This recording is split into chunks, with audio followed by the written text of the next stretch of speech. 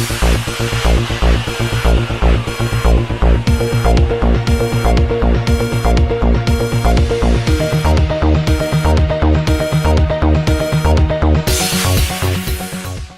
11 headline news के साथ मैं हूं आयशा चौधरी।